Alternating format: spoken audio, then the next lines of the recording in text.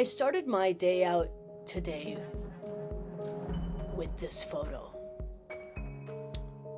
I opened my eyes in the morning, I looked at my phone, and I saw this child with his arm blown off, severed, because Israel bombed the Cairo school today in Gaza. This is another school that Israel bombed, among the dozens it has bombed over the past 22 months. It was another school that people had been sheltering in, displaced people, thinking that it would offer them some sort of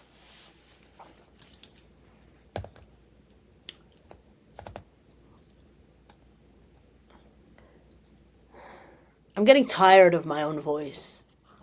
I'm getting tired of talking about the same things. Anyways, when I saw this child, and when I see all of these amputated kids, I often think about the photo of a child amputee in Gaza in April of 1956, when that monster, Ariel Sharon, led a paratroop brigade into Gaza in 1956 and invaded it and killed 500 people in Khan Yunis. You see, one of the things that,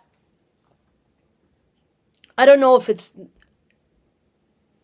the comedic, tragic part of what's going on here, is that nothing is new in Gaza. I wish it was. I wish that we could say this is so unprecedented. But the only thing that's really unprecedented is the sheer scale of the killing and the technology being used to do it. Israel's sadism, Zionist sadism, Zionist brutality is not new. The other thing that is really interesting, not sure if interesting is the right word for it, Emmanuel Macron had declared 20 hours ago that he is going to recognize a Palestinian state, and he will do so in front of the United Nations. This caused a massive frenzy among the Hasbarists and the Israeli simps. And so what does Israel do? Well, Israel does what it does best, and it starts putting out ads on YouTube.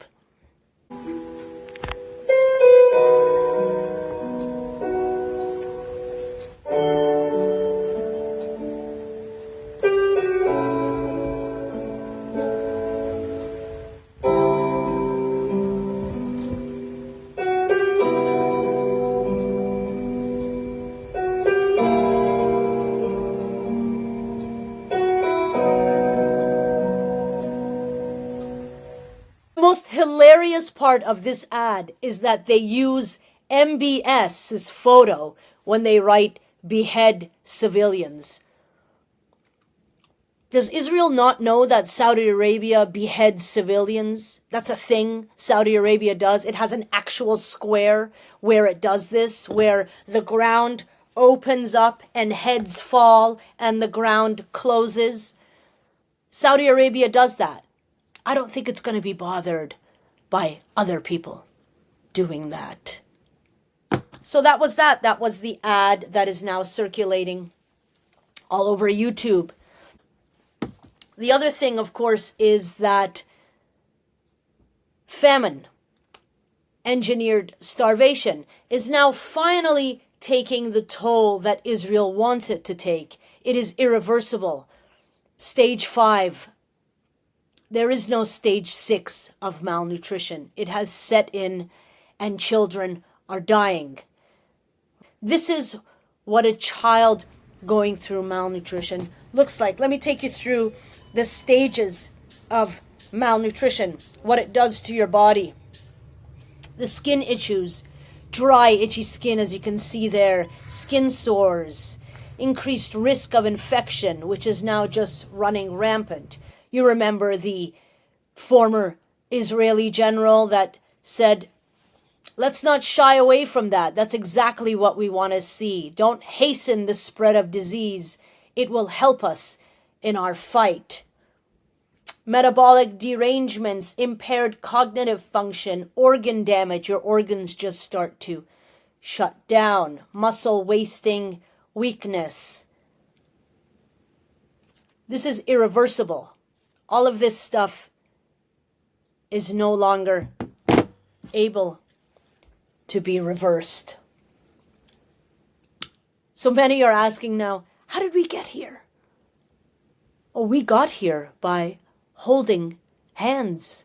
We got here by holding the hand of the genocidaires. We got here by coddling those who want to be comfortable when they support Israel. They want to be comfortable when they support a genocide.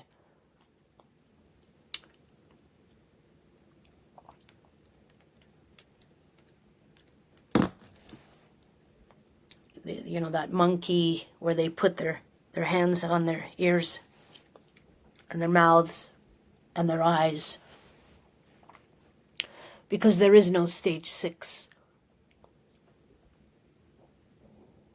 For more than a year, doctors that I've spoken to on this program have warned about malnutrition setting in and that it is irreversible when it does. Don't ask how we got here.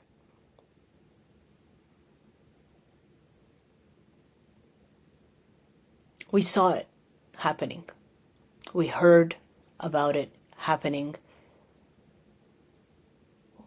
We saw all of it.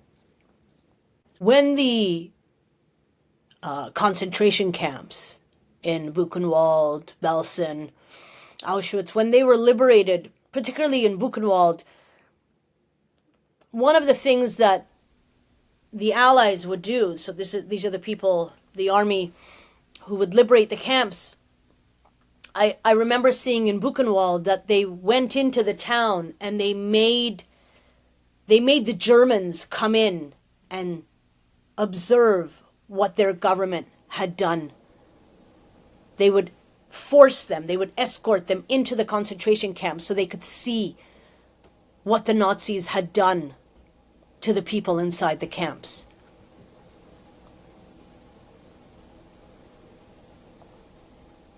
You and I don't need a forced escort. We've been watching exactly what Israel has been doing right in the palm of our hands, right here. We've been watching it in 4K, in 1080. There is absolutely no excuse. None.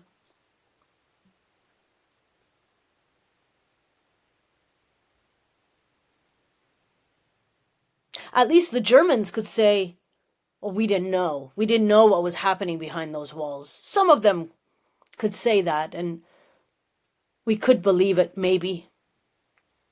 Maybe.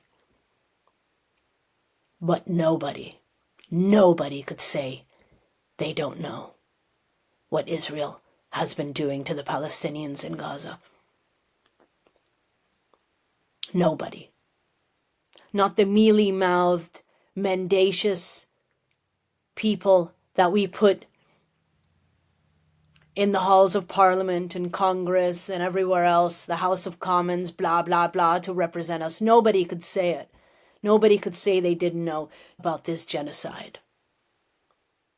And we have finally come to the point where everyone's calling it a genocide. Piers Morgan, even some Holocaust scholars who maybe a year ago were hesitant. Everyone is calling it a genocide. And what's really interesting right now is that the photos, the images of these emaciated children are making it to the front of the newspapers. The Daily Express, this is one of the most right-wing, anti-immigrant newspapers in England, has put it on the front page. The Toronto Star even put it, but with a little tepid headline of forced famine. Who's doing the forcing? We don't know. Who it's happening to? We don't know. Read about it on page 11. Of course, when they were speaking about Russia, they used the word starvation. And they named the perpetrator. You see, once you start seeing all of these blatant forms of cowardice among our press, who has the freedom to publish the truth but chooses not to, once you start seeing these things, you can't unsee them. You see them a lot. You see the discrepancy, you see the dereliction of duty among journalists that has been happening. Not all journalists, but most. And most media outlets. Hey, the New York Times just published a vile opinion piece by Bret Stephens saying, no, there is no genocide. And when you look through the arguments that the prick makes, it's exactly the exact arguments that people make to deny the Holocaust. No different whatsoever. And that's the last stage of genocide, denial. So, as Israel goes into this tailspin of denial, we can expect more ads to come out.